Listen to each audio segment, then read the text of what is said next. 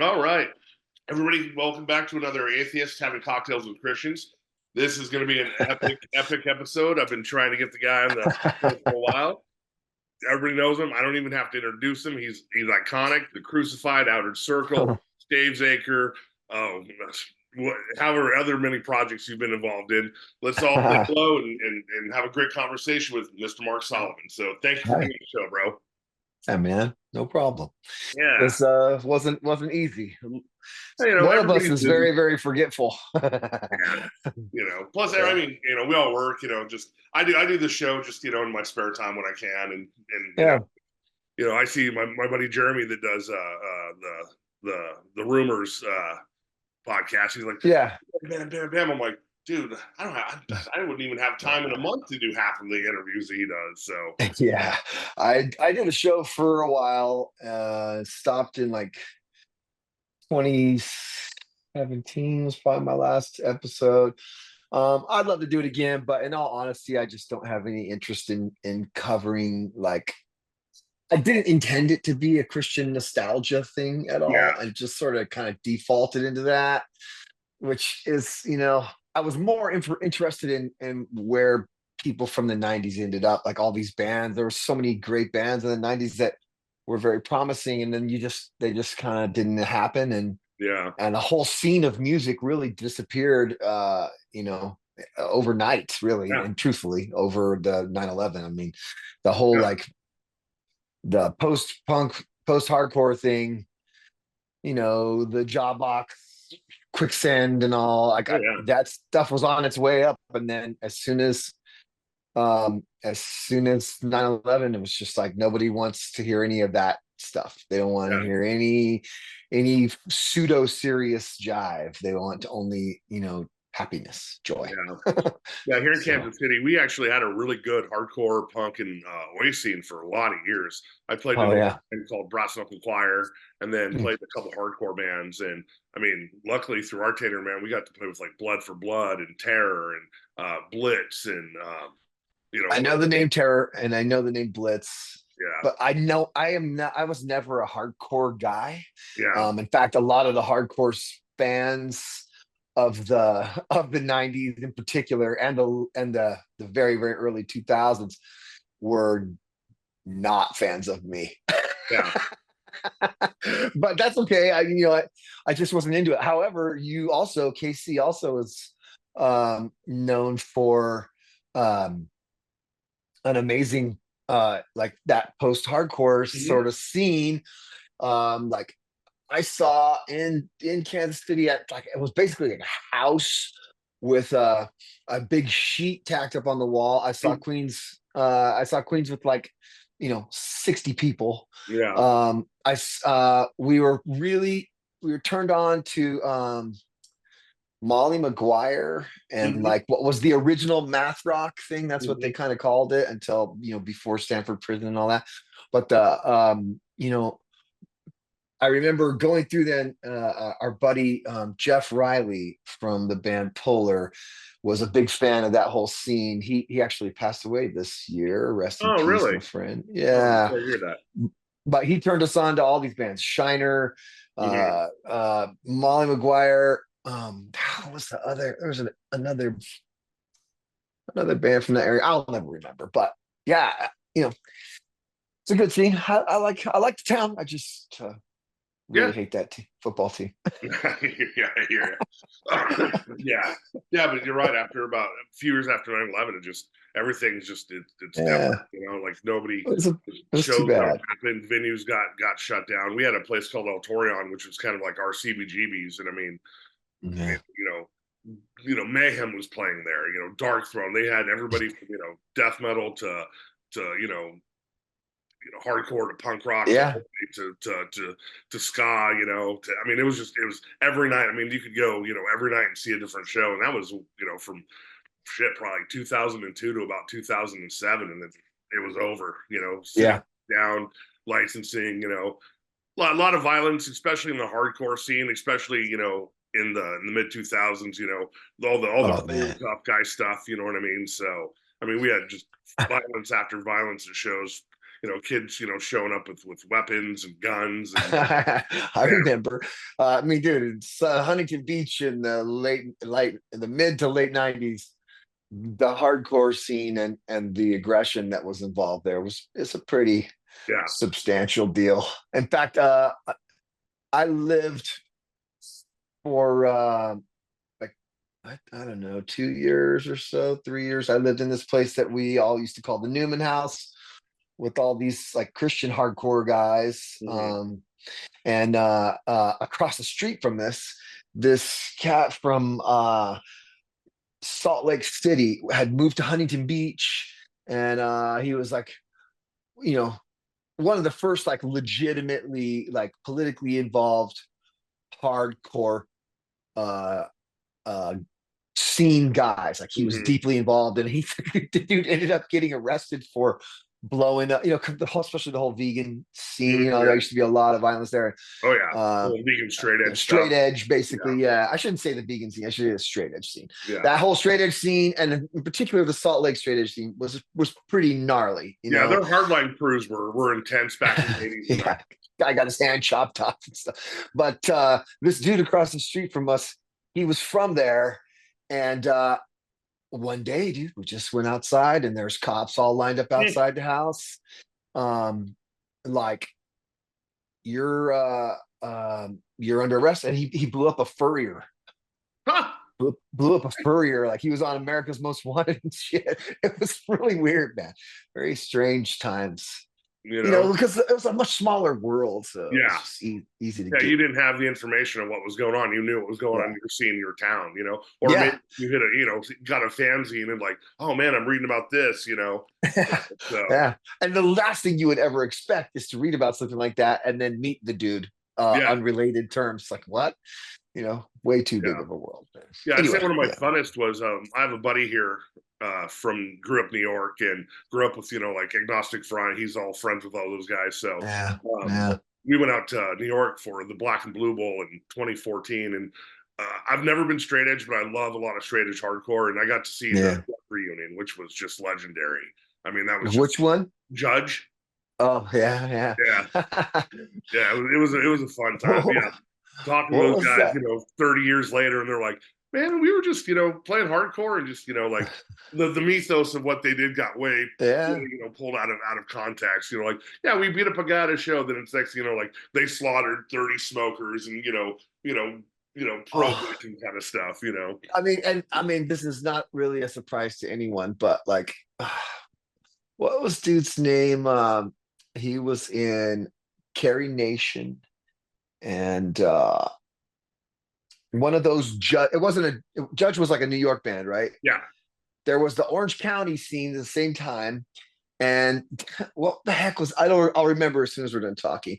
Huntington Beach based show, and one of the guys in the band, hardcore straight edge band, kick your ass with a skateboard outside of the tequila bar straight edge, and then dude ended up managing a bar on the street. He's been managing that bar for 20 years. Nice. Dirk is going to give me a hard time because he'll be like, Mark, it's so and so. Obviously, you would know all that because I don't know. Yeah, I don't know. I listen to sassy music. Well, I'm gonna bring back the first time I actually, I grew up a Christian, and and can I ask before we engage here? In what there's a lot of different scenes, man. I was evangelical. My parents were Sunday God. Okay. Yeah. The little fire logo and the whole the demons, the Holy Spirit, the speaking in tongues. Isn't Assemblies of God? They all have the pin with the cross and the little flame off the bottom of it. And a cross, a little flame coming up. Yeah, you're correct. Icons, man. Yeah. What's Christianity without marketing? Exactly.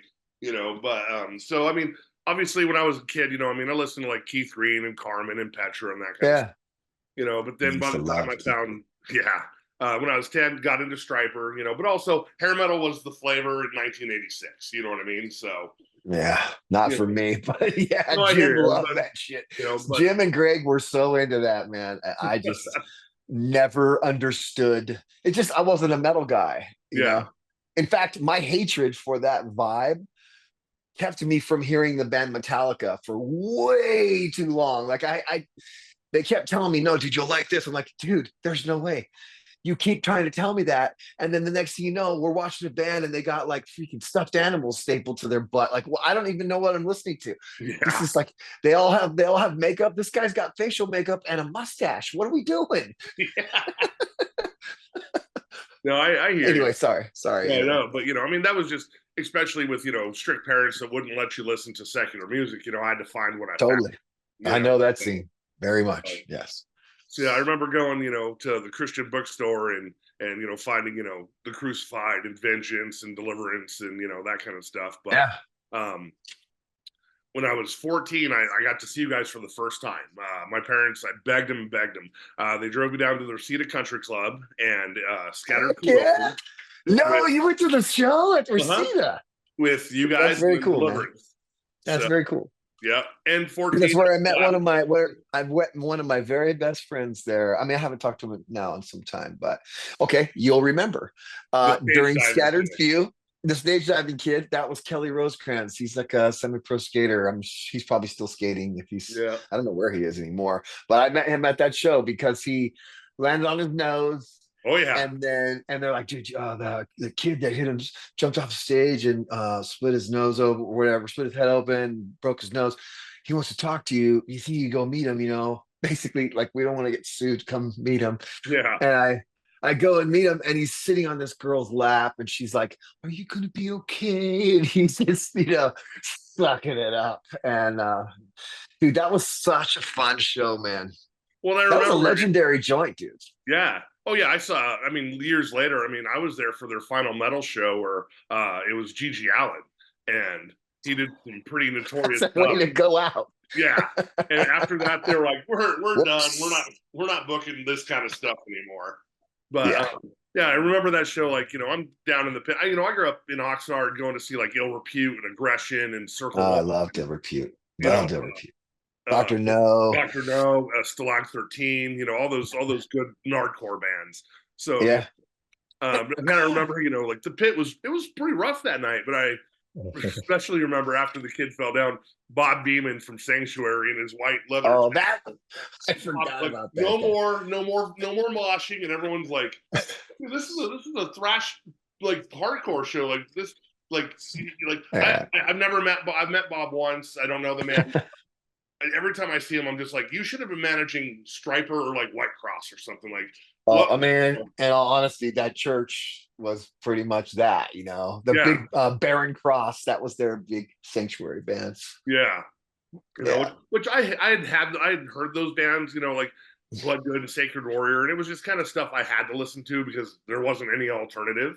Yeah, I remember until I found your guys' stuff, but yeah, that was. Dude. I got a good one for you. We went to Knott's Berry Farm. They did have these like Christian rock night things there, Mm-hmm. And all these bands would play. And Greg wanted to go see Bloodgood so bad. We all did. It was like Bloodgood was a name we knew, and back in the 80s, dude, there's nothing, So it was just anything you could get that you wouldn't get in trouble for. So we go see Blood. I mean, it wasn't my scene, but it was more my scene than Carmen, Mm-hmm. So we go there and like Bloodgood's gonna play. We walk past their freaking dressing room. And as I'm sure you will recall, back then, because Striper was the yellow and black attack, mm-hmm. every Christian rock band felt bizarrely compelled to have a color scheme that was their own. There was Emerald, there was Barren Cross, Neon Cross. Then, and then of course Bloodgood, so they had to be black and red, and they also like times were tough, man. The budget wasn't great, and so their little sassy silky outfits, that the spandex outfits that they'd wear on stage, mm-hmm. We walked past their dressing room and Greg looked in and saw on 4 hangers each of their little spandex get up hanging on a ladder or on a hanger in there. And just at that moment, I was just like, I'm out. Yeah. They look like Shrinky Dinks or whatever, just terrible. Well, yeah, the outfit's probably this big, and then it stretches into human size. Oh yeah. They were literally like a little band of elves was hanging out in the closet waiting to be revealed. But nope, that was the red and black. Yeah.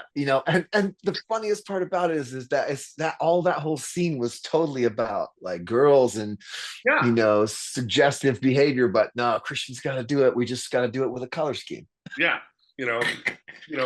Take, like I'll always be there for you by Striper, man. That could be interpreted as a girlfriend song. Right. You know what I mean? It was just And of course, they got grief for it. They got grief for being intentionally ambiguous. Mm-hmm. Oh, I agree. For me, I mean, I've always had a distinction between music as a business or music as a ministry. You know what I mean? If you're going to be a ministry, I don't think you should be charging for it. You know what I mean? Now, your merch, whatnot, that's something different. But right. If you're out there trying to do God's work, I think the word should be free. Now if you're doing it as a business, hey, then that's something completely different.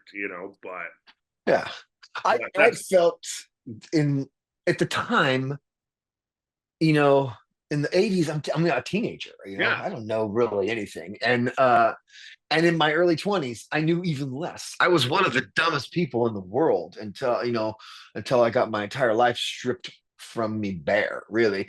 I was an egomaniac based on nothing. I was certain I was right about everything based on no experience whatsoever, but just because you tend to believe what you're taught. And don't get it wrong, man. I still have my beliefs. I still have faith. And I still have my own experiences that I would fall back on, and no one's ever going to convince me otherwise of. That being said, they're my experiences. I don't expect anyone to take that as some sort of evidence to them. The problem is, Christian people, when we were kids, man, we were being taught by a bunch of people who didn't know what the hell they were doing. Mm-hmm. They didn't know how to be a parent yet. Yep. They didn't know how to be an adult yet.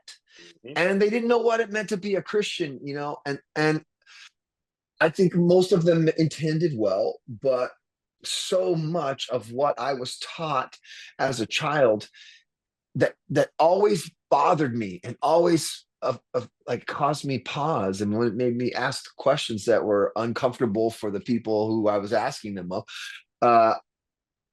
Bad sentence structure, but all of that time, these little red flags would pop up, but you don't want to admit that your heroes are full of it, and but you also don't understand the nuance between maybe they're full of it, maybe they're totally right, or maybe they don't really know and they're just doing their best, dude. You know what I mean? Like that was never an option. The doing their best part. That was it was either full compliance or you're completely wrong. They're out to deceive, or whatever. And I mean, dude, I'm 55. I grew up in the Satanic Panic, the OG Satanic Panic, and I watched Hell's Bells with all of my youth leaders and all that crap. But yeah, I've done the record burning with my youth. Oh yeah, man.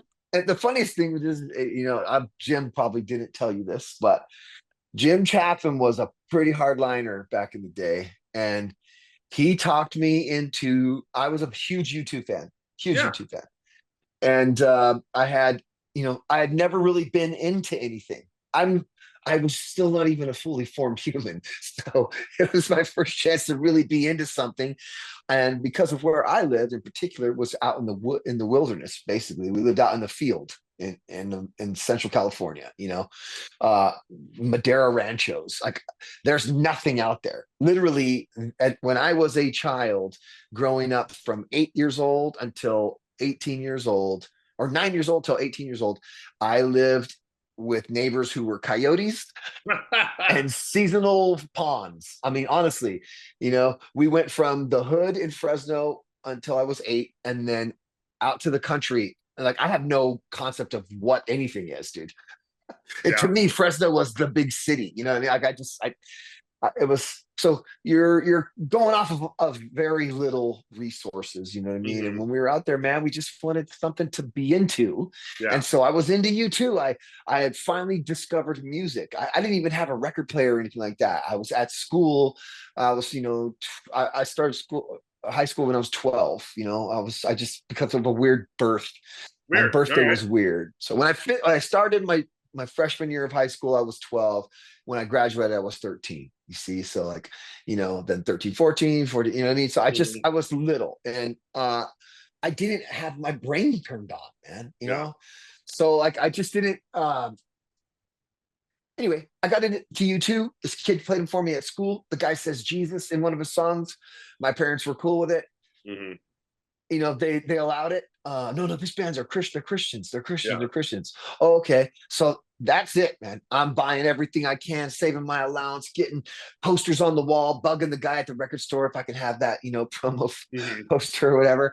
And Yeah. then one day Jim was over. He's like, dude, you gotta get rid of this, man. If you want to be serious about your walk and serious about the band, you need to get rid of these things. They're sin in the camp. So we went outside and burned all my shit. Oh, I had so much good records, man. Oh, it was a heartbreaker. It was a heartbreaker. see, You that's know, one of the issues I have with devotion, and especially Christianity, is being pushed down. Youngsters, yeah, kids that brains aren't functioning. I mean, at 13, you don't know shit. You know what I mean? You're not even able no, to take care of yourself. So, the church puts all these, crazy, demands that are eternal, on your brain. yeah, Where oh yeah, you haven't man. even had a chance to, even understand what life is about, let alone consequences and or immortality. So therefore, the fear base is what always got me, and that's what's always bothered me about the evangelicals. I mean, yes, there is the Christ message of love and everything, but it's mostly directed into fear, to where it's like you don't want to burn in hell. Oh, You don't want to, don't do I this, you're going to hell. Don't do that, you're going to hell. could tell you. I feel like maybe. I mean, we don't know each other, so you don't know where I'm kind of coming from. But That's why we're doing this I'm show. I want to know where you're at. yeah, man, yeah. uh, I feel like might need another. I might need an adult beverage for this. Hey, So uh, here's my thing, man. I mean, if we can just get to the heart of it, yeah, anyway, go I want for to it, do bro. that so I can spend some time with my wife. But I have. I will always believe. I think I can't imagine a scenario in which I wouldn't. But then again, I haven't been tomorrow yet, so I don't know anything. What I do know is I was raised a certain way, and it never squared with what was in the back of my mind. In Mhm. particular, there were two really big questions that I could never get answered.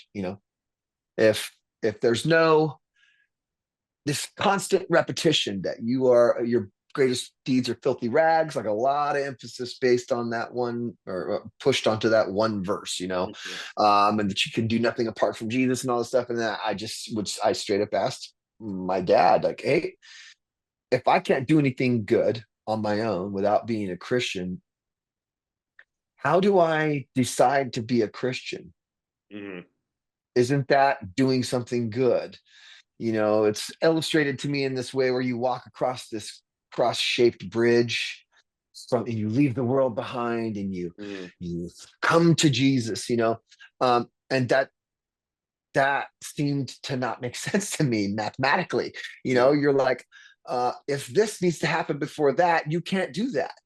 And so that always kind of messed with my head. And then the flip side of it was, uh, why? Mhm. If What is this Romans 9 and what is this all about? And in all honesty, there's no way we're getting into exegesis about Romans 9 right now. But I I will tell you this. I I believe in sovereignty, but I also believe in humanity. Like Mhm. I am so I'm contrary to almost everything about the American evangelical church right now.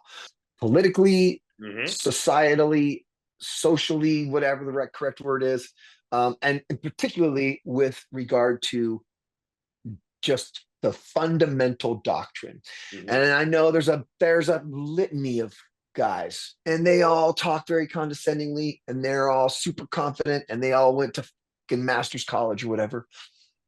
And to that I say, good for you. Except one problem. this didn't start here. Mm-hmm. Okay. The United States is way post all of this jive. Mm-hmm. So this was a message for the poor. This was a message for the hungry and the needy and those who have nothing. Mm-hmm. Literally, dude, imagine, man. Imagine being a leper. Imagine being a prostitute in the days of Jesus Christ. Like, could you imagine? Mm-hmm. In a time when people were getting stoned for these things, for a lot of different things, actually. Mm-hmm. But I just like this was a message of good news, as I was told my whole life. And so I don't understand why I would need a degree at a university that costs a damn fortune to understand this faith for working people. Exactly. For regular people. I don't mean working people, I mean regular people. Yeah. Even the wealthiest billionaire in the world, the most ghoulish of the ghouls, down to the brokest of the broke, they're still just people. And that's who, to what I've always believed made sense, was that's who this message is to, But the second you start talking about the money and the possessions that he talked quite a bit about, everything changes. And now you're doing this weird, like literally Olympic level gymnastics to try to make all the pieces fit, man. And I just got tired of that. Yeah. I still believe, dude. I pray for my enemies. Mm-hmm. I pray for my friends. I pray for my family. But I don't even know what my prayers do. I just know I'm told to do it. I literally don't. I couldn't tell you. I could not quantify to you the value of prayer. It's not possible. Because we don't know. We're just here. Yeah. We're just a shell of a person. I know what I've been explained and what's been told to me, and how that I'm sending up an email and all that stuff. I get all of it. What I'm telling you is, you don't pray for things and then God does them for you. I don't see that as a deal. Like maybe, if you're praying for justice, and you will go back and look at some biblical examples, I'm sure. Mm-hmm. But I do not believe that I can wield the power of God towards the thing I want to do or whatever. And lots of people do believe that. Well, that's the problem I have. I just have no time with it. Well, that's the problem I have with prayers, because, you're told that God has a specific plan for you and it's predetermined and it's infallible because God's infallible. Then why pray? Then why question God? There's a lot of whys. Yeah. There's a whole lot of whys there. But then you're disobeying God and you're not having faith in his plan and his divine wisdom that he knows what's best for me. But at that point in time, you're like, we've all been, at a point where we pray for dumb shit like, God, I need to pass my driving test. But then we've also been in, you've had, I read your book, which I thought was fantastic. You and I have a very similar story when it came to, a young member of our family that passed away at a young age. Yeah. And I thought what you wrote in the book was super nice about that kid, that you're like, I don't wish him any harm, but I want people to stay like him away from me. But, for me, I do want it. I mean, me personally, I would want harm on that kid. I'd want him to learn a lesson so that he wouldn't do it again. And this is where I blame the church, putting all this pressure on kids that are not smart enough, or I'm not saying smart as in stupid, but not old enough to understand the ramifications of what their actions or what they say. And, we are told in the Bible to weigh all of these decisions heavily. And yet all these heavy trips are put on these kids who aren't even at a point where they know how to weigh a heavy decision. And yes, I believe, dude, that's the other thing. There's a couple guys that I've listened to for some time now. And, I don't agree with everything they say. I don't agree with a lot of things that some of them say, but I also am not an idiot. If you don't have the same faith as me, but you believe that 2 + 2 is 4, then we can still agree upon this. Totally. And and the only one who keeps trying to tell me that 2 + 2 is 5 ain't that guy. But anyway, I just, I think you can run down all these weird alleys, and I'm sure Christians want to grind that axe, and then I'm gonna get a bunch of emails or text messages or messages in my social media, which is fine. I don't care. Well, and that's the I thing too, is that, don't care. I as a kid, you guys were, and I'm going to say it straight up. We had, you have your idol worship of bands. You guys were my idol worship as a band. I mean, I have the crucified tattoo. I got that when I Oh was yeah, wow. 14, and It I'm looks way almost better 50. than mine. I had it redone about 10 years ago because it was pretty bad. Like I said, I got it on my 14th birthday. You can't polish this turd, man. This is rough. I mean, at that time, I was wanting deeply to be a youth pastor and play, you know, Christian metal or punk or something like. Get out of here, Craig. Yeah, You know what I mean? Like you guys were the. I like cats. No, yeah. If Craig gets too comfortable, he'll just want to lay here. I like that his name is Craig. I picked it. He reminded me of Craig or Ice-T in Friday. Craig when I. Oh yeah. Ice Cube, yeah. Shirt. I was like, Sure. so. Well, we have another black cat, and we were going to name him Big Worm, but we didn't. So Yeah, hey, a little controversial. Anyway, yeah, he likes to get fixed at things, But that's the same thing. Is that I wanted to be ministry. I wanted to save the lost generation. From the evils of heavy metal and whatnot, but also or punk or whatnot. But Yeah. there's just as much, in my opinion, evil, corruption, and everything in the Christian realm as much as there is in the secular realm. So, Oh yeah, I mean, and there always has been, dude. I mean, yeah. I didn't. A lot has been made of the Christian music scene and all that stuff, but dude, there's a ton of just wrongness in there, and it's nothing licentious or sensational. I'm literally just talking about people just ripping people off left and right. Just bad business, bad people, bad experience. Bad people, and they're predators. And I mean, dude, I'm not, my wife made me promise not to be political, and I do my very best. But no, I'm all about it, man. You say what's up, you say whatever, man. It's a self-preservation at this point. I do not recognize the church in this country. I don't.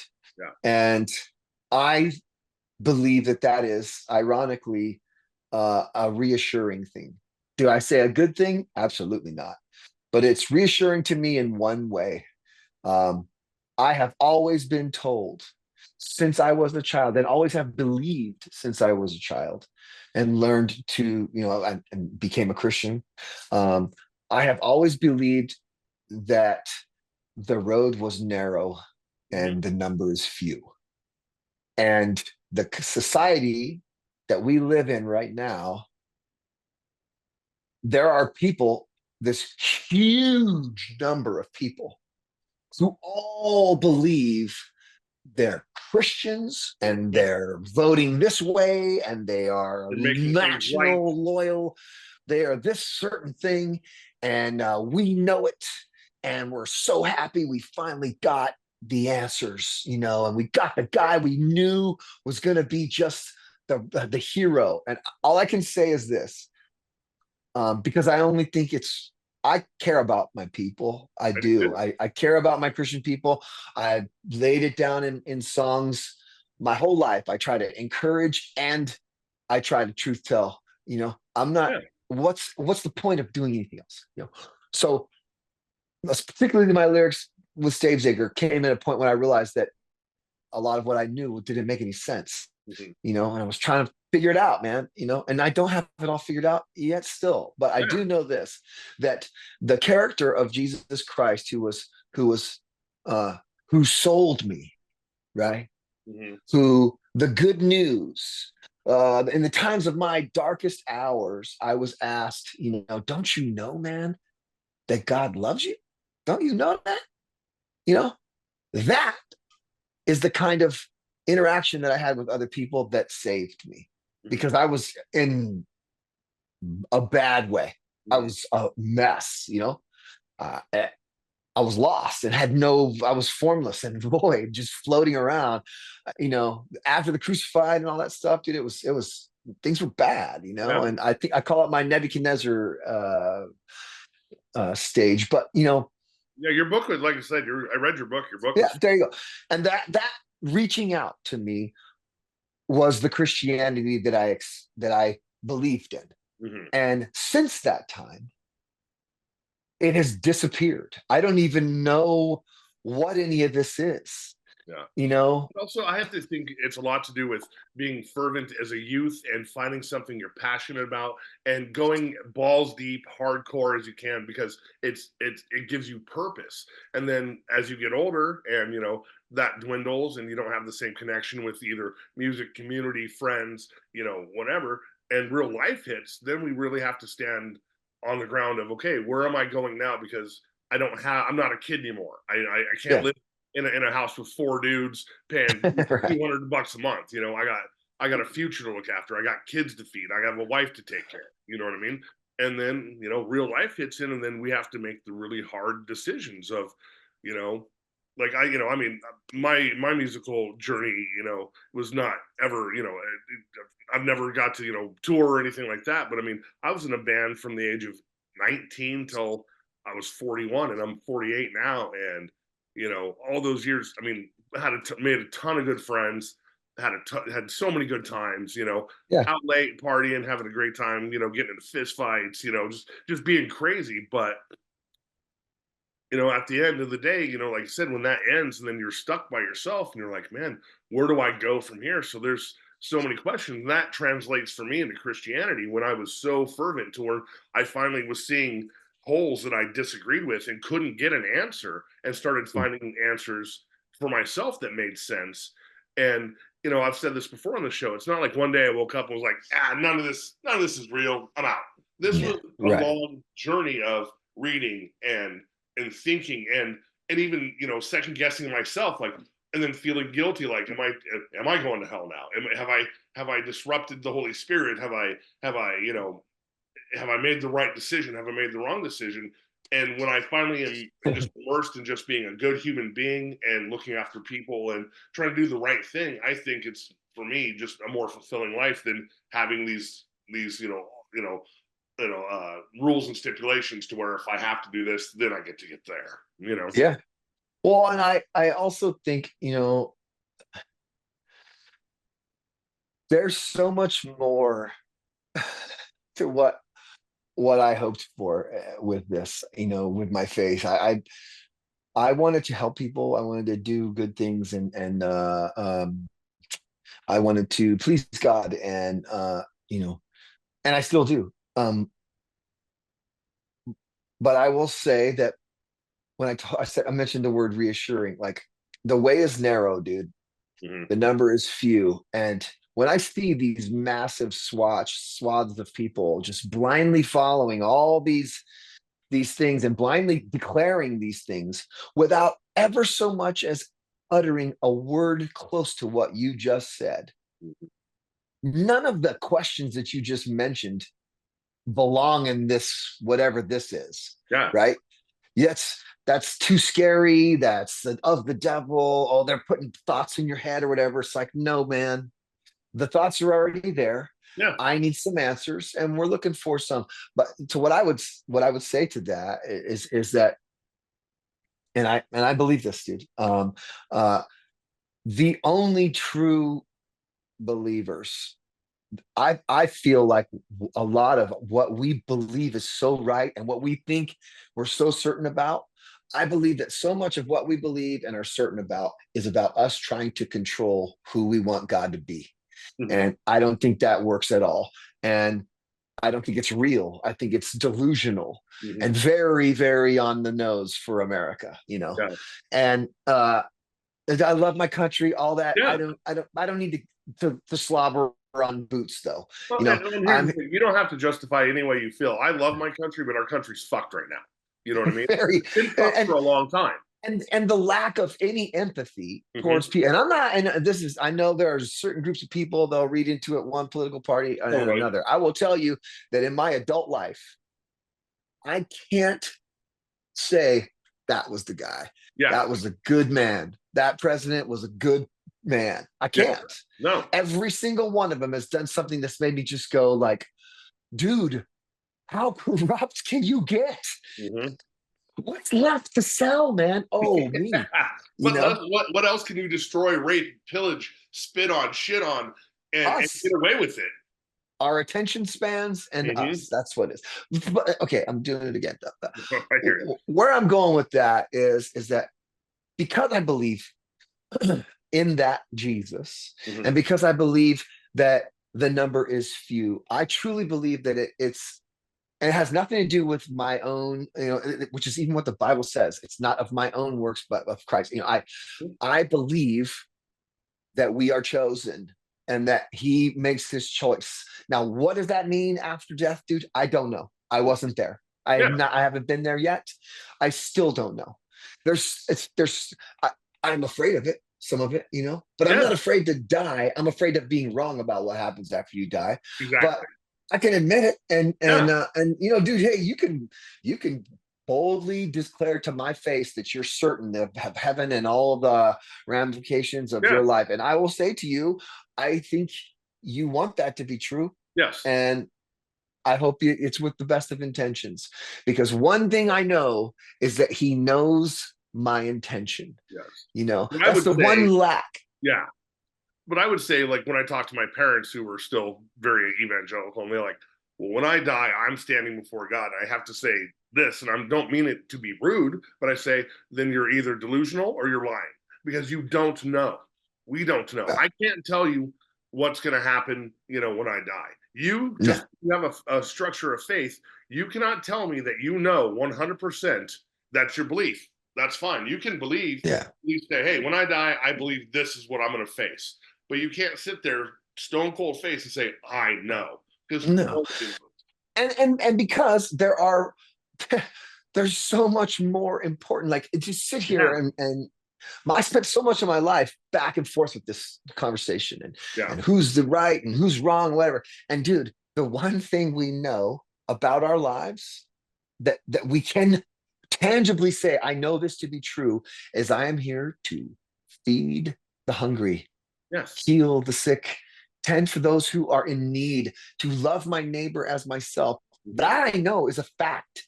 So if all of this crap is taking your attention away from that, Yeah, you you're got to wrong. stop. And Yeah, and you're and doing I'm it and wrong. I'm and I am straight up saying, this is me, dude. I am that guy. I'm the person who needed to hear that. I could spend an hour and a half on friggin' Instagram and get pissed off about this latest outrageous thing.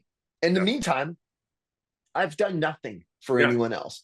There are real people with real needs who it is a commandment without question. If you yeah, claim this name, this commandment is a valid one. You yep, are commanded to love your neighbor as yourself. This is the second most important one.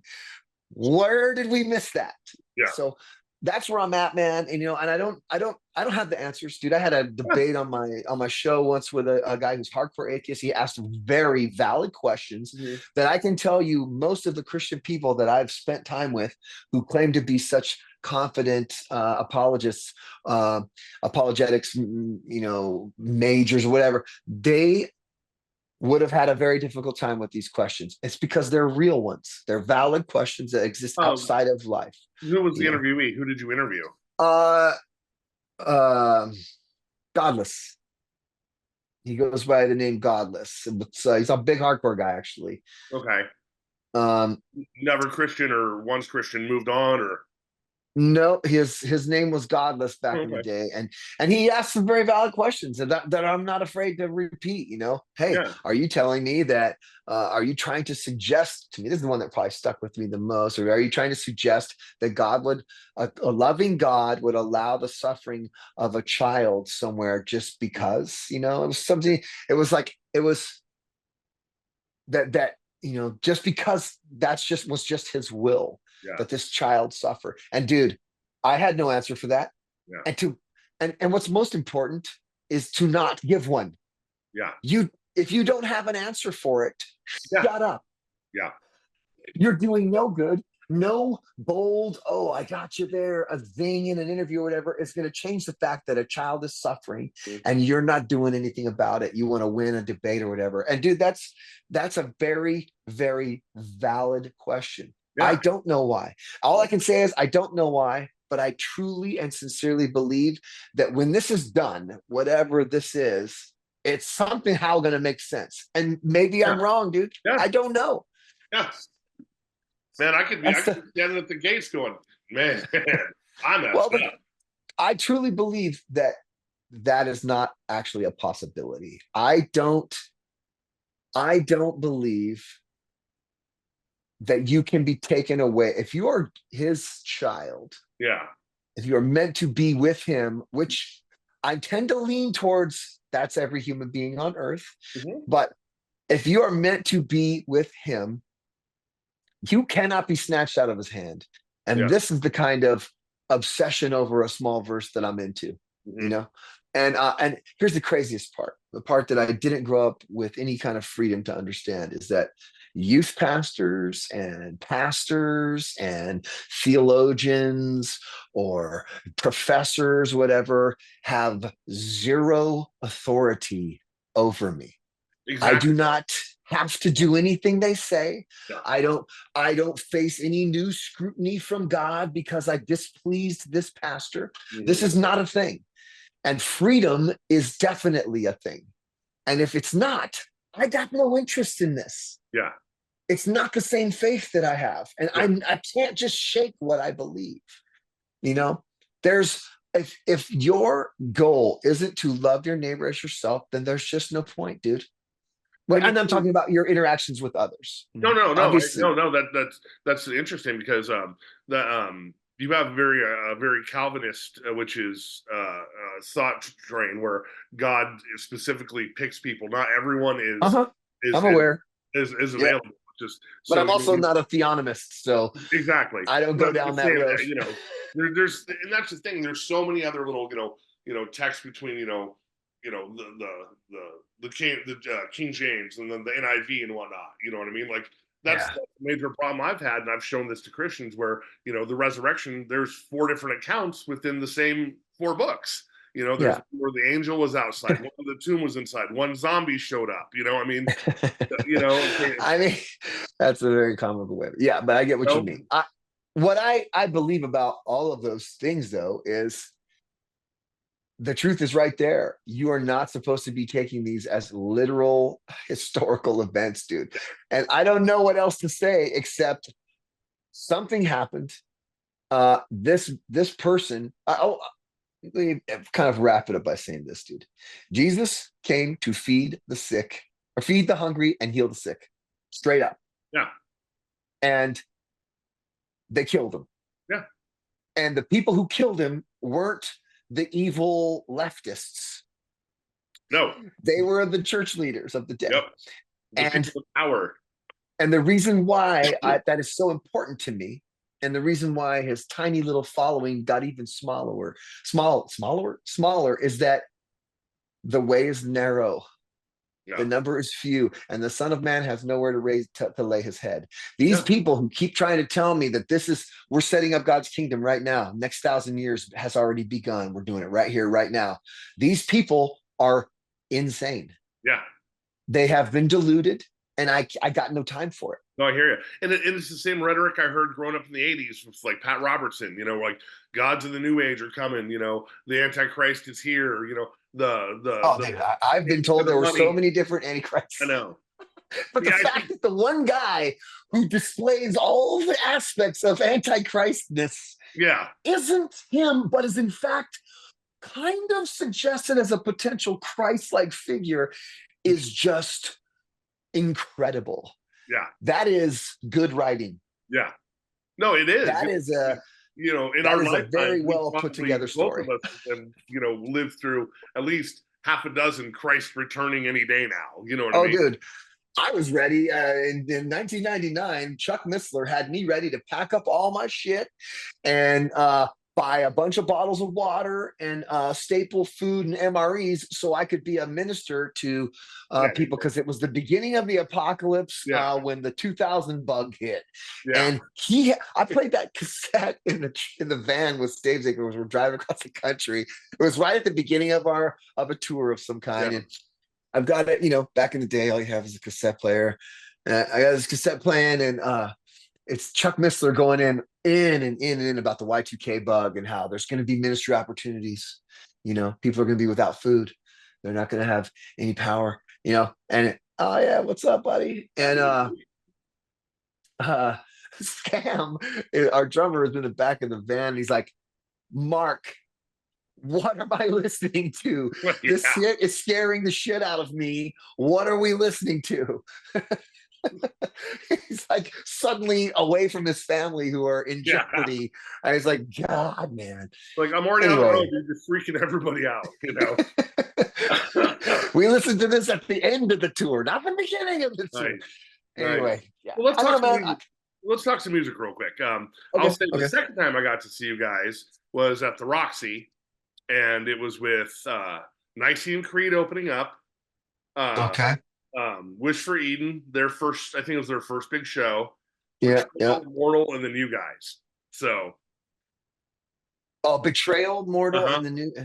Yeah, you guys headlined. Then it was Betrayal. Oh, okay. Mortal, Wish for Eden, and then Nicene Creed, and then I just interviewed Carl from Everyday Life, and what a nice guy. Stage, and they started doing their rap stuff. So that was the second time I got to see you guys, which was a much different show because the Roxy was a lot smaller. So it was, but it didn't really feel that it was intense, but it wasn't. Yeah, the Roxy is not a great venue, man. I mean, as I remember, I didn't enjoy playing there. I played there 2 or 3 times.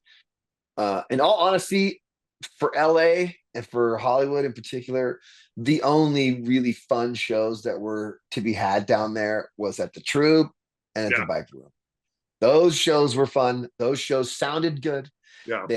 They felt right. It was a rock and roll show, no frills. But like the Roxy was just like, there's such, dude, they treated the bands like shit.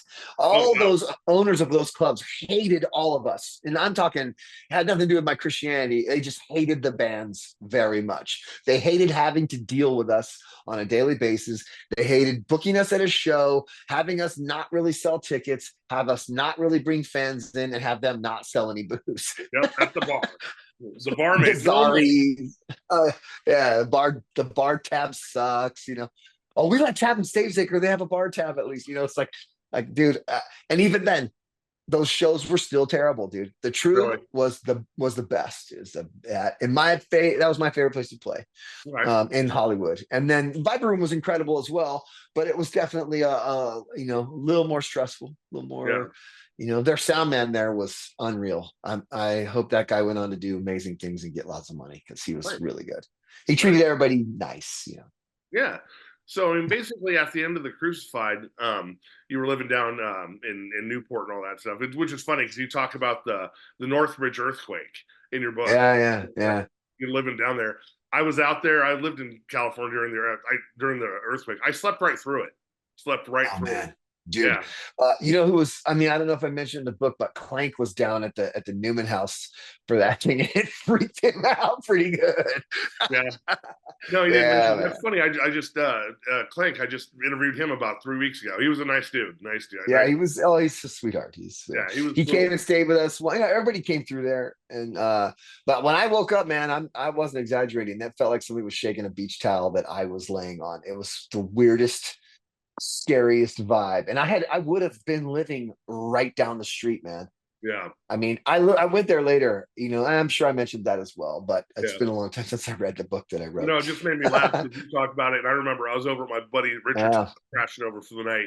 And I thought they were shaking the couch messing with me. I was just like, dude, sleeping, So were you up in Ventura at the time of that? Oh, yeah. Yeah. Even up there, it was still like a 6.9 up that way. Yeah. It was intense.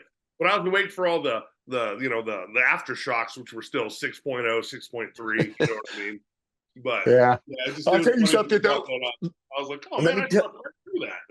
Let me tell you, man, I would take that 100 times over a hurricane. Hurricanes. Oh yeah. Now that I've been living in Florida, it's a completely different thing, dude. It is so horrible. Yeah. It's so terrible. It's scary, and it goes on and on and on. Like when there's an earthquake, it's just like you're there, you're watching TV or driving in your car, and all of a sudden the car starts feeling weird, or you're at home and stuff starts falling off the shelves, and then it's over. it's over. A hurricane is like 3 days worth of this might come and get you. It might not. No, it's probably coming. Oh, no, it's not. It's going to, oh, sorry, I changed direction. Now it's coming again. It's moving fast. It's moving slow. It's going to touch down at this level. It's going to touch down at a much higher level. Oh, no, everybody, don't worry. Everything's fine. It went away. Like, dude, it just goes on and on and on. And then the aftermath. Good grief, man. Yeah. I mean, it's days. It is days without power. Yeah. Some people waited 5-6 days in my town in Lakeland.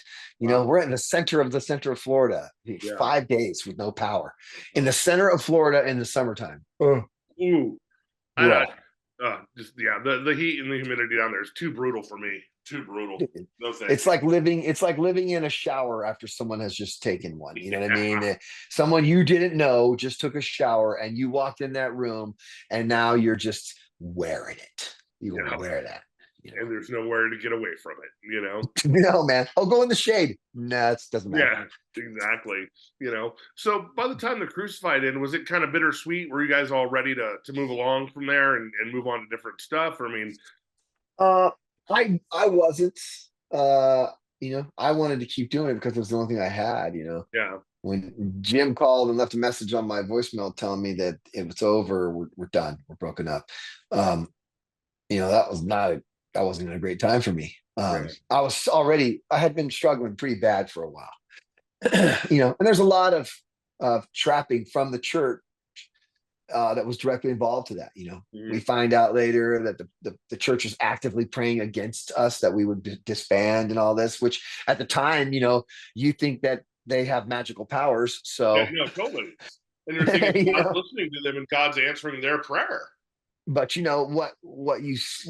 how you translate that as a young child is, I was 17 when I was at the heart of that. When we broke up, I was 23 years old. I don't know if you remember 23, but you weren't very smart when you were 23.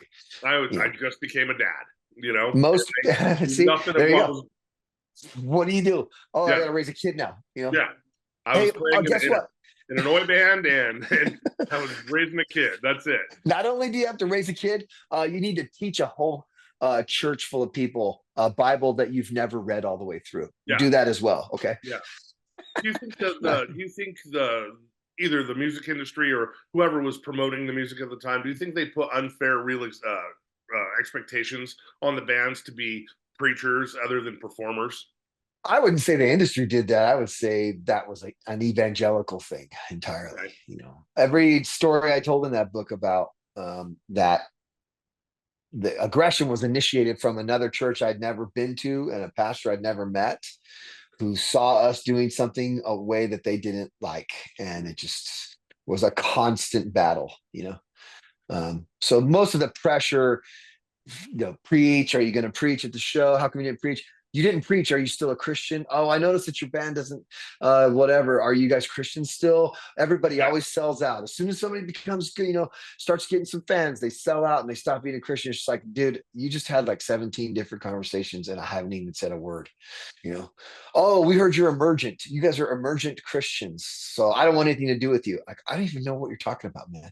Yeah. I truly have no idea what you're talking about. You have been talking to a cuckoo person. Yeah. You're getting bad information, dude. And now you're spraying it all over me and my guys. And we're just like on the road and tired. Yeah. We miss our ladies. Do your band. I will say, like, out of the whole, like, and I like a lot of I still listen to a lot of the Christian metal just because, not because I believe in it, just because it brings me back to when I was 14, 15, hanging out with my friends skateboarding. But I will say, I've said this before, your guys' CDs or tapes were the only ones I could bring to my secular friend's house to skate with. If I threw on Deliverance, they'd be like, what is this crap? You know what I mean? Yeah. But you guys had a very legit sound and a very legit look. You know what I mean? It wasn't just the, and don't get me wrong, Jimmy, I love you, you're my buddy, but like, the angels and demons fighting. You guys came from more of a punk rock hardcore background than the Slayer, Metallica-esque kind of stuff. So, it was always funny. It's like when I'd throw on my tape to my non-Christian friends, like, no, guys, these are Christians. You need to check them out. They 9 times out of 10 legitimately dug the music. You know what I mean? Yeah. I think a lot of that is also the scene, like Deliverance really, I always thought of them as like a hair band that Yeah, played fast. They like to play fast, and then when Jim would play with them, you know, it legitimately sounded right, but it was like that Anthrax kind of vibe. I would never play Anthrax for my buddies that I was hung out with because we didn't like that stuff. yeah, There's that, that you remember there's Anthrax dudes and there's Metallica dudes. There's definitely people who like both, yeah, but there's definitely people who only like one of the other. yeah, I was never into that like high pitched thing, whatever. And to me, Deliverance kind of fit more in that scene, yeah, which was why we were so Crucified was really into Vengeance. We were really good buddies with them. We spent a lot of time with them yeah, because they seemed like they legitimately loved playing brash music, yeah. and then where we were from, Fresno, I mean, the biggest band from my town was a band called Capital Punishment. They had a couple records.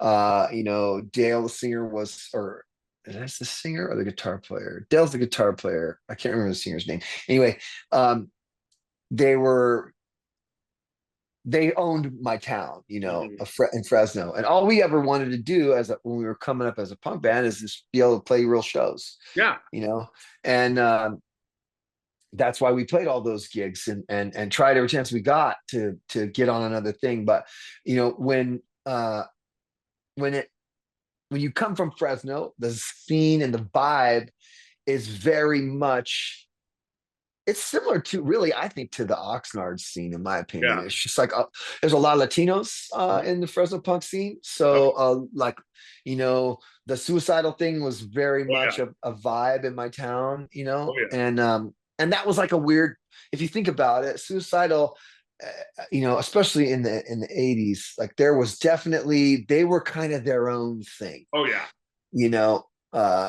Yes, they were a punk band. They were considered a punk band at the time, and the first record, and kind of the second record, but then they started getting like real metal yeah. and Very crossover thrash. Yeah, very. yeah, that crossover thing. DRI did the same thing, and that DRI was a hugely popular band in Fresno. But there was also a band. You remember Battalion of Saints? Oh yeah, Battalion Saints was like, I remember all the Fresno punks, especially the Latino punks, love that band. And I think there's yeah. a couple of Latino dudes in the band or whatever, most of my buddies back in the day that would come to shows and that we would go to shows with, granted, we were still very much on the outside, but every once in a while, dudes from the Fresno scene would be like, no, we like them. We're going to hang out with them. Nice. And it was always the same look, man. Uh, a lot of Latino dudes with soap in their hair. Yeah, They soap it up. yeah, Occasionally Knox gelatin was involved. yeah, yeah. Uh, and then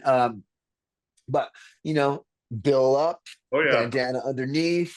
The writing did not look like the writing on a punk rock record. It looked like the Ooh, writing on the alley in the wall behind my house, yep. you know. Oh And yeah, so it was its own scene. And so we felt like, it just seemed normal to us. I mean, yeah, I don't even think really people thought so much about a scene. We all just kind of thought we were part of, we were knocking on the door of the punk scene. We never felt like we were part of it yeah. ever, and we were told very specifically by like Dale from Capital Punishment, well, I just don't think Christians belong in punk rock.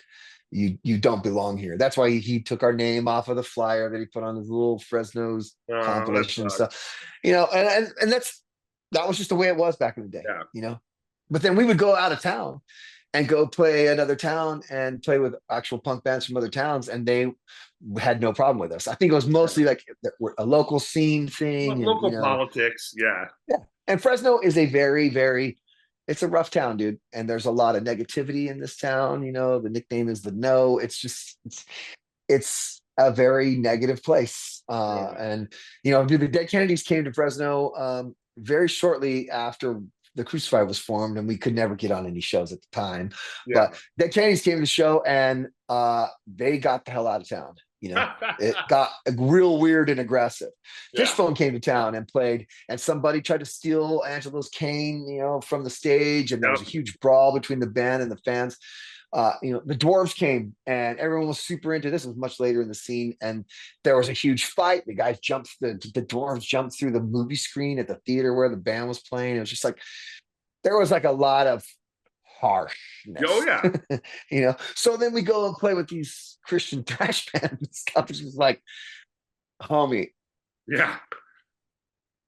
go a little, maybe, take off some of that stuff, Or Don't maybe you go have play any, with some other bands that aren't, the it's not, status quo fucking lineup that everybody always it's plays with. not really our scene. Why are we playing a show together? This isn't jive, which was awesome because when, the music revolution happened in the 90s and, Yeah, the weird thing that happened was the one band that never got in was the band that never let anybody else think that they were serious. The hair metal, like glam rock thing was always very condescending to the punk scenes. Like, oh yeah, tousle your hair and got your nose, and then when that revolution happened, they were left on the outside, yeah. and punk They were rock was kicked in to the there with curb. hip hop and alternative rock and whatever. So I love that.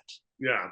Well, and that was the crazy thing, especially where, even in like 95, 94, 95, I still had my toe dipped in Christianity. Wasn't really considering myself a Christian, but still had friends from a youth group. And, tooth and nail bands were, especially SoCal, were fucking everywhere, man. You couldn't get away from a tooth and nail band. I mean, MXPX played, I worked at the Ventura Concert Theater for 2 years doing security there. Did Mikey bring him into town? I don't know who did the show. So at that time, I was hanging out. This is kind of a darker part of my 90s. Was I started just rebelling, and I was a really pissed off person, and looking for something to be part of because I wasn't having Christianity, and I started hanging out with the wrong side of the skinhead movement for a few years. So Copy that. We had our crew in Ventura that would go to fuck shit up and fight, and so I played plenty of shows with all them fellas, man. so got out of that, and then I was a sharp after I was a sharp for a lot of years after that. But when I first got into the skinhead scene, it was not the right way. You know what I mean? Sure. The thing is, I was just pissed off, and especially in Ventura and Oxnard, you had the white power group, you had the Latino gangs, you had the Crips. You know what I mean? Yeah. I mean, like, it was just kind of like that's what you gravitated towards if you were. It's one big prison yard. Yeah, seriously, it was, man. I mean, it's funny. Like, that's too bad, man. It's too bad.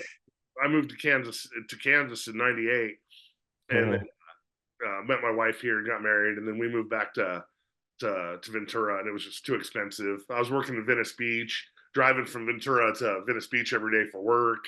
And it was crazy. Just moved back to Kansas City, but about 10 years later, me and my little brother want to have a vacation, go home, see friends. So we're driving through Oxnard, and it's really cleaned up now. It's super nice, but cool. I'm not a directions guy. I'm a landmark guy. So if I see something, and everything is gone, and I'm like, where the fuck? Yeah. But Ventura is still the same. But I mean, it was. But not other than that. I mean, like, we still have tooth and nail bands playing all the time, And at youth groups, I still had some friends, and my youth pastor, we would still meet up for coffee or have a beer or two, And so his church allowed this young kid, Chad Wiggins from Officer Negative. We went to school together. Yeah. Went to the same youth group together. He's the singer, right? Yeah. Yeah. He was always a really nice dude, man. Yeah. Yeah, it's funny. I interviewed him a while ago, but when I knew Chad, he did not listen to punk rock. He was a fucking hippie. I'm talking long hair, kumbaya, drove a bug with flower power shit all over it. Years later, I see this band. I'm like, looks like my friend Chad. I'm like, holy shit, he converted to a punk rocker. But yeah, I mean, tooth and nail stuff was everywhere. So my two favorite records from Stavesacre are Speakeasy and Friction, the first one, which I'm glad you guys put that out on vinyl. I just got it, when it came out. So great records, man. But how was it was a big time? From, did you feel the scene got much better after like Tooth and Nail hit, where it was maybe more about integrity and art than just Christianity? I mean, yeah, I would say eventually people started to realize that they what they wanted to do and didn't want to do, and didn't need to do, and also people realized what they didn't want anything to do with at all. it was tough for it was a tough transition because there was another big thing that was happening at that time that really nobody talks about, which was that the music industry itself was completely changing, Yeah. and the relationship between bands and labels was drastically changing. And you know, it just there was just a lot of it's hard to describe. When we first started doing Stavesacre, the Crucified fans were all pissed, Yeah. and then we get into Stavesacre and people realize that time has moved on. I swear, dude, right after Stavesacre's first record came out, I'd never heard anybody really crying about how come we didn't do any Crucified songs. You know what I mean? Like that was Yeah. I mean, I remember, fairly, hearing, you guys doing your new project. And I mean, the yeah, minute I heard it, I was actually refreshed. It was something new and it was good. yeah. You know what I mean? It was different, it was different. And then so like with that scene and with it happened, it became so much bigger than anybody ever thought it Yeah. would. I mean, honestly, dude, when Brandon came around, there was nothing. Yeah. There was like these weird labels would pop up every once in a while, and they'd put out 2 records, and they would suck. There'd be like one good song on each record. And you're just, why do I even hope? And so Tooth and Nail was a hugely timely what's the way to describe that? Its forming was very important, Yeah. and Brandon came at it as a fan, whether or not it became way too corporate. That is water under the bridge for me. I Yeah. just saw Brandon at my job. We hung out for a couple minutes just a few weeks ago. I got no beef. There ain't no reason to carry any beef. Yeah. Things go the way they go. And truthfully, dude, that guy's a real estate agent now. So, he handles a little bit of the record label, but that a lot of things were changing, and I just think the bands weren't. There wasn't enough cultural cornerstones in the music. Mm-hmm. Like, when I think back to my 20s or whatever, I don't think about any Christian bands. I don't, the songs that define me back in the day, I can think of each era of my life, and it's kind of the cornerstone of that era and the music that was around it. And the Christian rock scene just wasn't my thing. And I also think there's a reason for that. Like if you go on Spotify or something and you do like a search of genres, if you throw in thrash, you'll get every thrash band in the world, but the Crucified will not be in there. If you go on a Christian rock genre, you'll get Bloodgood, the Crucified, Stavesacre, Supertones. You know what I mean? Like it literally, they don't see. And we've had these conversations. That was part of our big frustration back in the day. We would talk to these companies. I don't know if you remember allmusic.com. It used to be the only real resource to go to online that had all the information.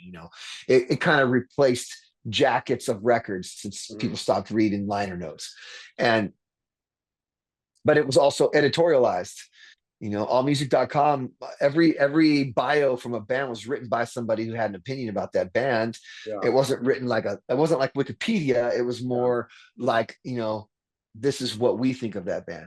And they would some paid press release that the label's paying to like pump it. It wasn't not even that. It'd be just a guy who, like, we had a review circulating on every platform imaginable: Spotify, Apple Music, anything that was online has come and gone in those days.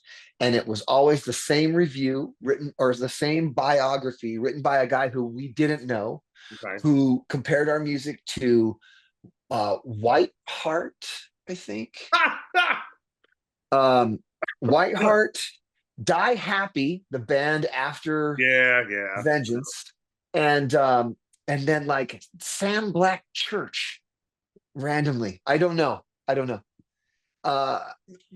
Maybe that was the early days of algorithms, dude. I don't know. But the point is that person didn't know your band or know music. Had no idea what we were interested in doing or what we were trying to do. And I tend to believe the latter, they hated us because of relationship in the past. Like, I don't know. I truly, it seemed personal at one point. Yeah. Like, oh man, this seems like kind of heavy, and And the way it was written was just very, very condescending, but it was everywhere and you couldn't get away from it. And so that was just Hmm. that, to me, is a great example though of how those days in your life don't typically, like those times in my life, they don't typically surround Christian music, because it just wasn't even in my zeitgeist, man. Yeah. I'm like, I'm like, or the zeitgeist of the times. It was like, that's probably a redundant thing to say, but like in the mid 90s, dude, the people you think of are the grunge bands and maybe the periphery here and there that took off things to different directions and stuff. But largely, Christian music is not in any of those things, you I would know? say for me, from just because it's one of the only things I really had from the age of like 10 to about 14. Yes, the Yeah. Christian tunes are more for me, and it's, like I remember, like Vengeance, like me and Roger Martinez are good friends. I mean, he's been texting me all since, we've been tonight with the game. He wanted to bet money, and I'm like, dude, I don't watch football. I don't know. Roger Martinez. Yeah. So we're still Interesting. good buddies and whatnot, but It's you know, funny. He he was a very polarizing individual back in the day, man. yes, he was. Yeah, yeah. He and I we were not simpatico, but I've heard that with a lot of people that Roger was a lone wolf. You know what I mean? it was weird. It was really weird. It was just I heard everybody so else in the bizarre. band got along really well. Just it Oh was man, me and Larry were really good friends for a while. Me and Larry and Doug and Roger. Crucified stayed at Doug Martin's house every time we came to town. We slept nice. in their living room. Larry introduced me to my girlfriend at the time, Oh, nice. and was used to come to all the shows. We would go to their shows. We were all really close. Roger was just way different than everybody else. Yeah. And then, he became I don't know, sort of atheist of some kind, or Yeah. I don't know. Well, he But the was doing last this time thing. Roger's always going to be a showman, always. You know what I mean? So when he was doing those yeah. videos, I in don't even know what videos though you're talking about. I'm saying I went and met him one day for he was trying to get me to start the Crucified again with a bunch of other people as my new band, because we oh, broke up and we should get back together. And okay. I'm just like, I am the least talented person in this band. You're just talking to the singer. I didn't write anything. I can't play anything. If the band stops writing music, I'll never have another Crucified song to sing over. So Yeah. I don't know where that's coming from. And then after that, it was just a very odd part departure, Yeah. But there was a lot, man. There was a lot of bitterness back in those days. Yeah. He That was completely, everybody was dealing with their own stuff, man. Yeah. Yeah, and I mean, he's still an atheist. I mean, you know what I mean? And just that's the thing, is that people trip when, he was for a while going around the, using the word Satanist, and basically I Satanism is, feel like I remember that. yeah, the Satanism has nothing to do with the literal devil. It has to do with Oh, basically I'm Satan. well aware. You're well aware of it. I'm The well people, aware, but I wonder if Roger was. no, it's just he was, like I was years ago. I'm not anymore, but back in the mid '90s, I joined the Church of Satan. You know what I mean? Paid my Yeah. dues. But Wow. yeah, it That's was, deep. yeah, but not because I believed in a literal devil. You know what I mean? It's Oh, because I I know.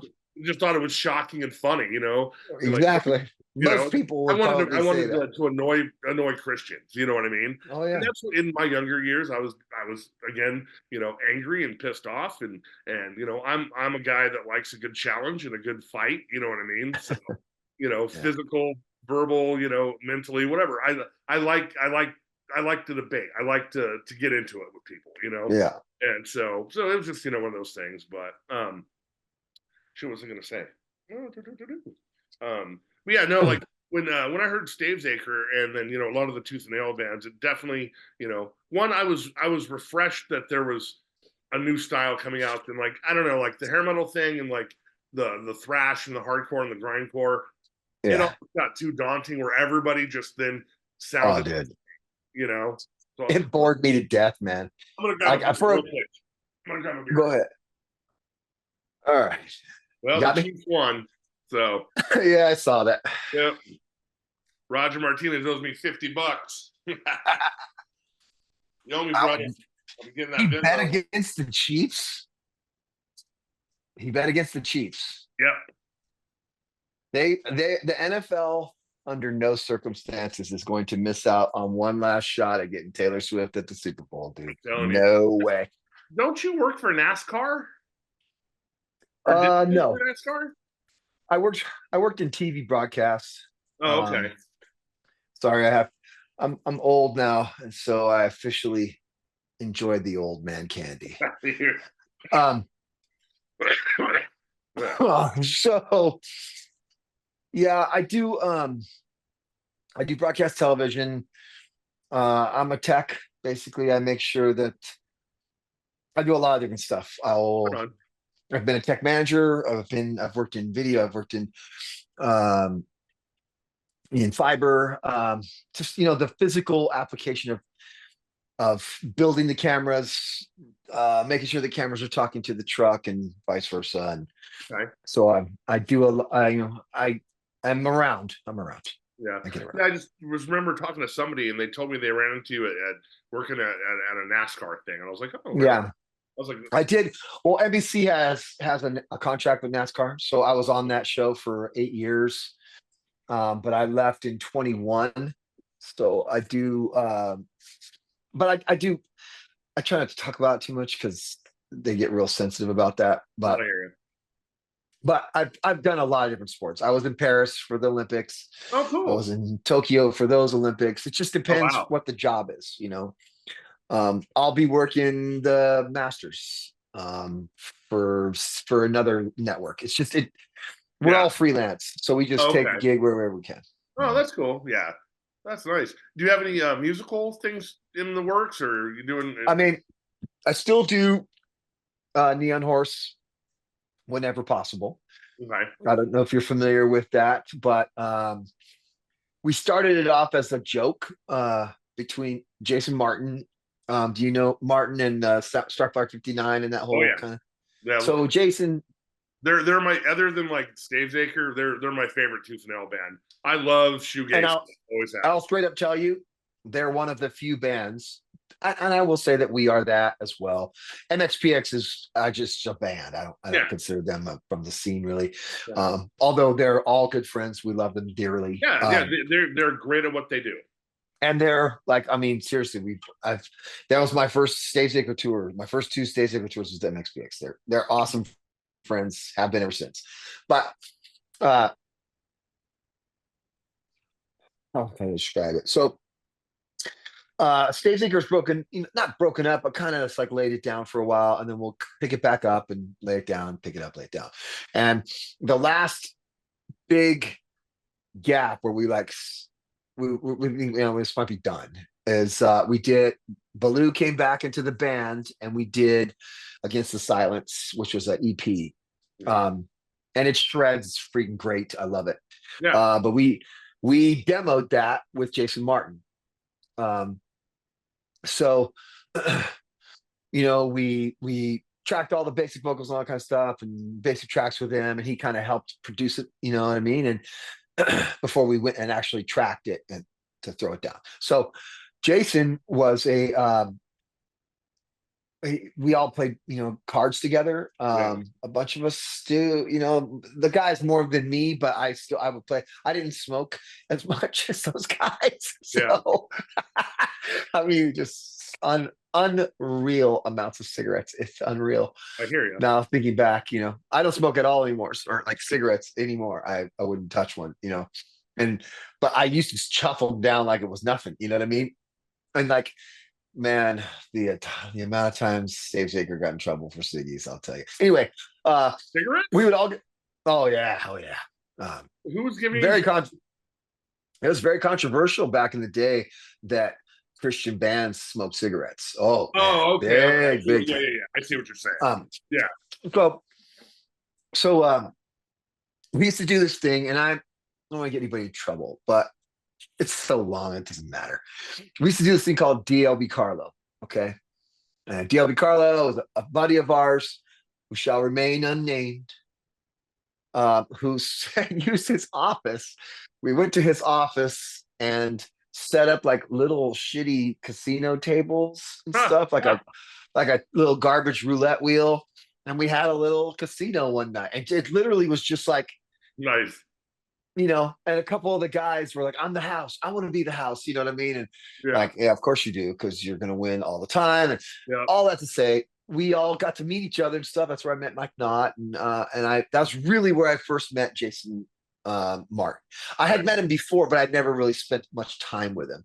He, when I first met him, he was dating my friend Vanessa, who, you know, we became friends later on. And she was a huge part of the Stavesacre timeline. But I didn't know Martin. I'll say I didn't know Martin until after Stavesacre had already really formed. How about that? So over the years, we kind of got more familiar and became buddies, and we would go over to his house and play poker and just talk shit and smoke ciggies. And we went to go track this thing, and he's like, "Yeah, demo it with me." And they're singing. This is the first time I've ever really belted, you know, like on the mic in a room with him. So he had no idea what he was getting into, really. I mean, he heard our music and stuff like that, but then he was like, "Dude, you know, can you actually sing? You know, yeah, man. Can you do other stuff? You know, yeah. Would you want to do something other? Heck yeah, man. What do you want to do?" Yeah. Well, I got these songs. I'll send them to you, see what you think. And so, long story made short, we did a record called Neon Horse. We didn't tell anyone who was in the band, because it's not the music that you expect to hear from the singer of Stavesacre or the creator of Star Fox 59. And that just seemed like an unnecessary hurdle. Yeah. Because the music was definitely not for everybody. And we wanted to give it a fair shake and see if people could dig it. You know what I mean? Yeah. And so that was the only reason why we kept it such a big secret, you know. And anybody that played on the record, we considered them as part of the band. So of this fake band. So when it said over 40 bands or whatever on this little promo that we had, it was because we had all been in like 15 different bands, you know. So we put this thing out. It was a lot of fun. It's probably the most fun I've ever had making music. And I love making music. I enjoyed every minute of making Crucified stuff, but I love tracking Stavesacre's music. That music is from my heart and soul, you know. And we've been through so much that it's like a spiritual experience for me every time we play. So vastly more so, I'm sorry, than the Crucified. In the Crucified, I was a teenager. I didn't know anything. I had no emotions. You know, I was bored because I couldn't write any more songs that were pissed off. Yeah. Because I wasn't really that pissed off. I was a lazy bum. You know, I was a piece of shit. So, you know, what's your gripe, dude? You're a freeloader. Oh, you know. So I once I got my ass handed to me by, I believe, by God, and got my entire life stripped away from me, only then did I have any desire to pursue other emotions. That's why I love Stavesacre. All of that to say, tracking Neon Horse, the kind of unspoken rule really was, if I could make Martin laugh by doing something stupid on the microphone, I'm going to do it and see if it works, you know, within this context of the songs. And so that's now we now stage our Neon Horse has 2 records. We tracked an amazing version of the song Zachu Santa Claus for a Tooth and Nail Christmas compilation that came out a million years ago. And then just like last year, you know, we had a couple songs kicking around for a while. Martin had sent me a file when him and he just kind of had a wild hair, and now he's playing a lot with his son. His son's a really, really good drummer. And then one of his closest friends was Stephen Dale from Project 86. So, you know, music is a pretty large conversation of theirs most of the time. And, you know, like, hey, man, let's do an EP. We'll do an EP. We'll put it out with, you know, Martin's longtime friend, Jeff Cloud on Velvet Blue. And, you know, we'll do 4 songs. Let's see if anybody cares. And it went really good. They made 300. Yeah, I haven't heard it. I'll have to look it up. It's different. It's not for everybody, man. I'm at that point in my musical taste where, like, you know, again, I'm not 20 anymore. I don't have to be, you know, pissed. Yeah, oh yeah. I like, you know, that's not part of my exactly. You know, you're not going to beat the shit out of somebody. Not, you know, like whatever. You know, yeah. I mean, honestly, you know, the older I'm getting, I mean, you know, especially with the skinhead stuff, man. Like I really got into ska and reggae and like my Yeah, yeah. and I mean that's pretty much my go-to music where I'm just wanting to relax and have a cocktail and you know like don't Yeah, worry man.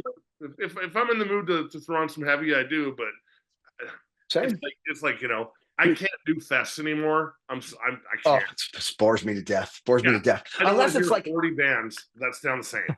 no. I will say this. I still I mean, I haven't listened to the latest new album just because what's the rush? But I'm a big Bad Religion fan, have been a Yeah, big Bad Religion fan forever. I let them play whatever kind of music they want to, you know. yeah, They want to go fast, go slow. But like the speedcore thing was yeah, getting to be so ridiculous that there was no dynamics to it. yeah. And it just was boring to me, you know. Yeah, I have a feeling Dude, that this you know, yeah, that just is, you know, like I'm a big fan of grindcore, but I'm very Mhm, specific about it. You know what I mean? Like I like mhm. it has groove, it has tempo, it has musical changes. I don't like just blast beats and screaming for 45 seconds. You know what I mean? Yeah, I And had no interest in that yeah, era. my you know, like my buddy will come in and be like, "Dude, you got to check out this new band." And like 9 times out of 10, when he puts it on, I'm like, "This sucks." Oh I'm God. like, "Well, if I'm I'm going to so listen to this bored. style, I'm going to listen to the bands that did it the best. Why Yeah, care?" yeah. You know, but he did show up the other day, and he's like, "You have to hear this band." I'm like, "Another one, dude." And he's like, "No, you'll love this band." It's a band, young kids. They're all young, like 17, 18, 19. They're called Hellhammer, and they do 80s thrash Huh, beautifully. it's You know, cool. I mean, Yeah. fantastic. I'm like, all right, you know, now you're wetting my beak with something I want to check. Yeah. But yeah, Dude, there was a record. Well, there was a band that when Stavesacre kind of first formed, we were kind of, we are heavily influenced, obviously by Tool, but also by Quicksand. That was like the big daddy. yeah, Um, and and there's a number of those bands, man, Orange 9mm, yeah, Deftones, even little Deftones, Helmet, mm, like all those bands that were like starting to kind of like that post-hardcore vibe. yeah, And then we heard this band called Bark Market, dude, and nobody knows who they are. mm, Look at your face. You're like, huh? And I'm telling you, you 100% have heard music produced by Dave Sardi, the singer of Bark Market. okay, He is a at least he was. I don't know if he's even still doing stuff. He's kind of same era as Ken Andrews, the Failure guy. I think the mm. band Failure. Well, Oh, the that's that band whole failure, yeah, okay, yeah. I think his name was Ken Andrews, the singer of that band, and he was a producer as well. But Dave Sardi was the singer of Bark Market, and it's not similar musically, similar vibe. There's like this okay, very weird. We're not punk, we're not grunge, mm, we're not metal, you know, we're not speed metal or thrash or any of those types of things. We're rock and roll, but there is definitely punk rock sensibility there, which is why the appeal of bands like Jawbox. mm, But then Bark Market was just like this revelation, dude. Like the album Elron, which I think might have been introduced to us by Mike from Polar and Jeff from Polar. okay, Um, the dynamics that band achieves on the record Elron is incredible. They are incredible. They are that to me. As soon as I heard that, I was like, this is what all that thrash music is missing. mm-hmm. There's no dynamics. It's just Yeah, you lose any context, when it's just everything's so fast and everything's so pissed. yeah, If you listen to the song Visible Cow by Bark Market off the Elron record, okay, put that dude, turn it up, turn it up, turn that up, turn I Don't Like You up. Those two songs alone, if you don't dig on that, then you'll never dig on what they're doing. But to me, that is a picture of what could possibly come wow. musically. They're not some weird like Captain Beefheart stuff, are they? No. Okay, This is like I'm talking. You know the people I'm talking about. They're like, if you don't get Beefheart, you don't get music. You know, like, dude, dude, get out of my life. That's right. exactly. No, like, okay, Dave Sardi went along to produce a number of bands. The band Far had an album called Water and Solutions. Dave produced that record. That's Okay. really where we were turned on to the production side of who he was. And then I think he did a Marilyn Manson record. Huh. And he might have done some other, I mean, you throw his name in and you'll see. Yeah. But L. Ron, as in Okay. L. Ron. Okay. There's like 3 of the first 4 songs on there changed my life. I hear you. Well, it's awesome when you hit those bands that, like, you know, just instantly. There's 2 of them for me that are not in any way, shape, or form aggressive, hard, anything. The first band is my buddy Todd's band. We met in 2000. He plays in they're not together anymore, but look them up. They're called Deals Gone Bad. They're from Chicago. They are ska, rock steady, Motown. I mean, white vocalist.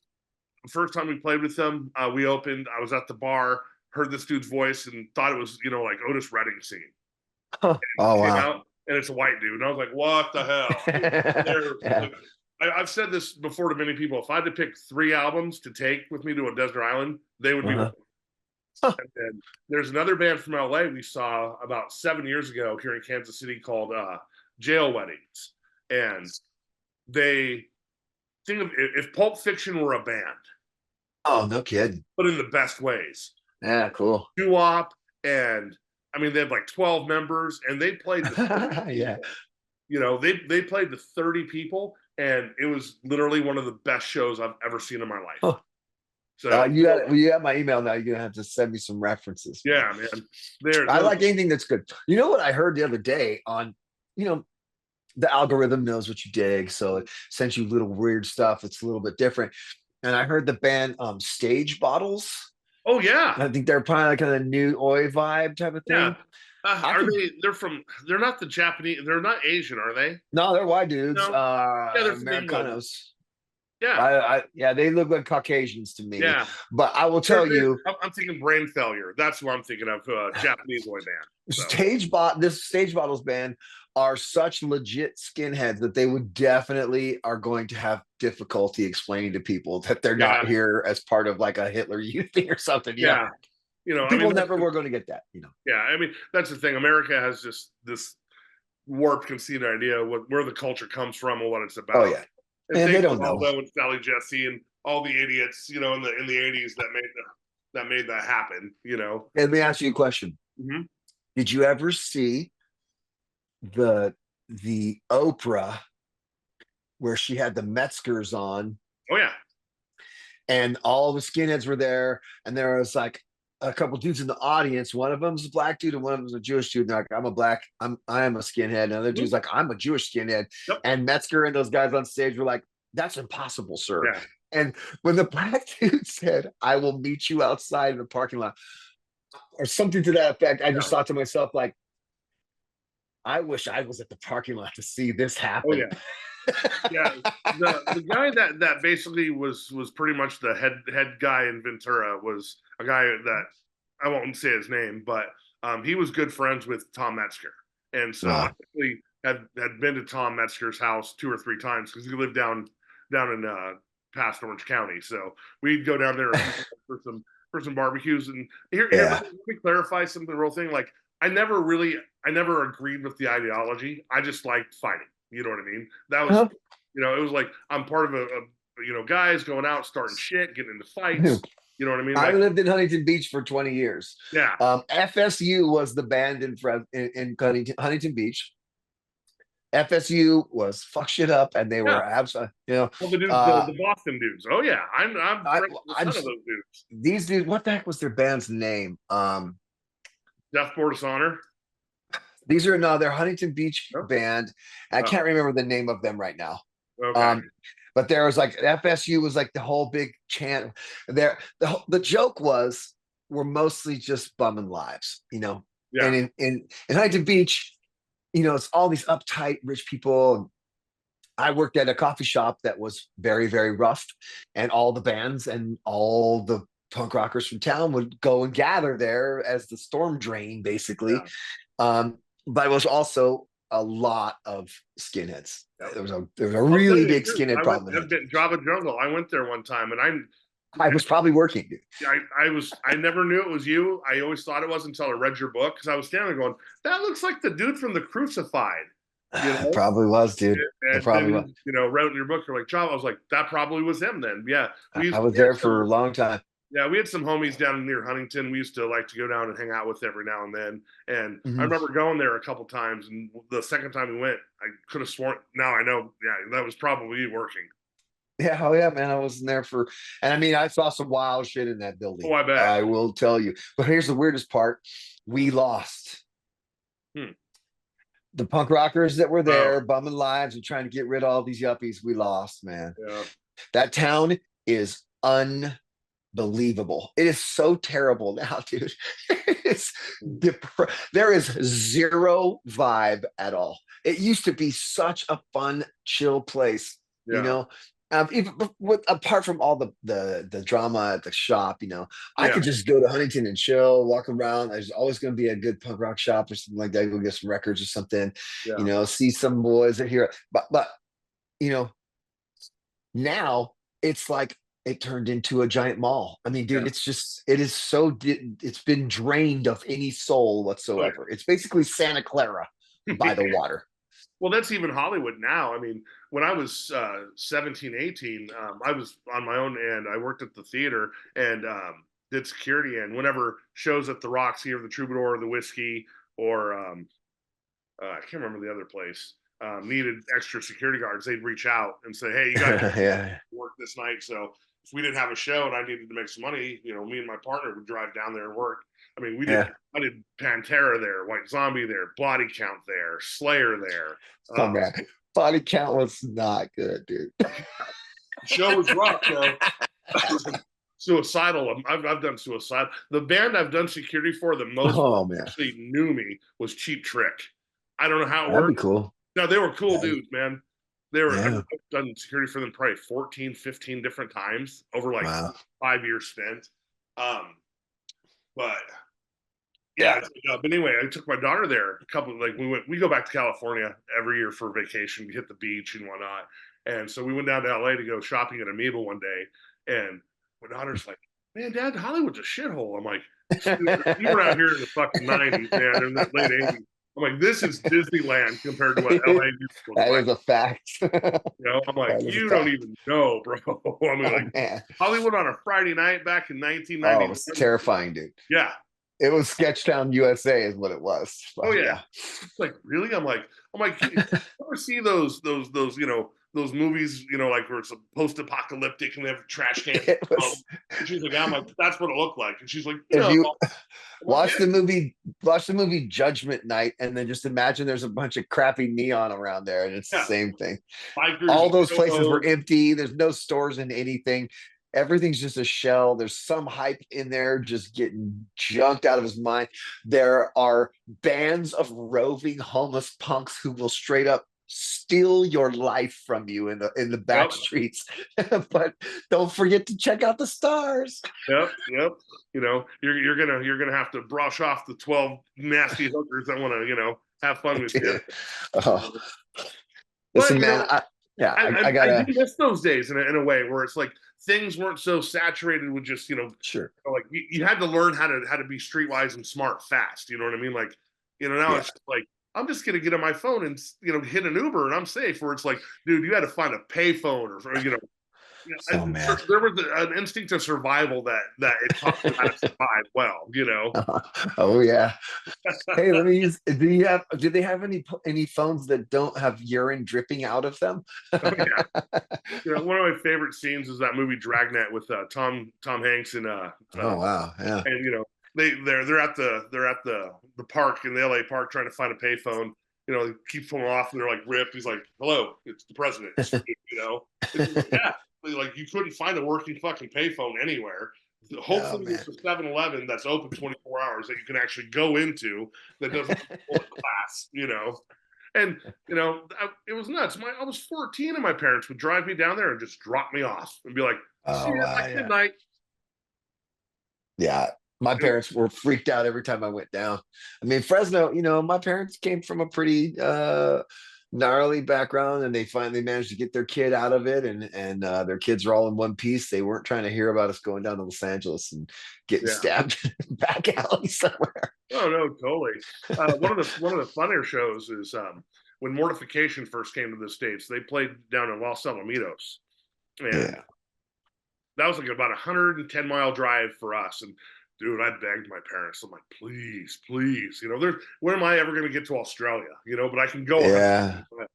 So I don't know what deal I made with them, but man, they were cool. My parents were cool, man. They would drive me to a lot of cool stuff and drop me off. And yeah, we drove down to Los Alamitos and, got to see Mortification for the first time. But then coming back, we're in a little, my parents' 69 Orange Bug, and my dad gets lost, and we're downtown LA like at 2 a.m, homeless people, fire barrels, and just like, my dad is freaking out. Like, I never taken you to one of these goddamn concerts. Like, it's my fault you got lost. You know what I mean?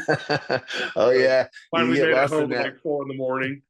You get off on the wrong exit in that where the 5, the 101, and the 110 all meet, and the 10, and the 5, the 101, and the 10 all meet at the same spot, and you can find yourself in downtown LA with no idea how to get back to the freeway, and dudes are coming into your window.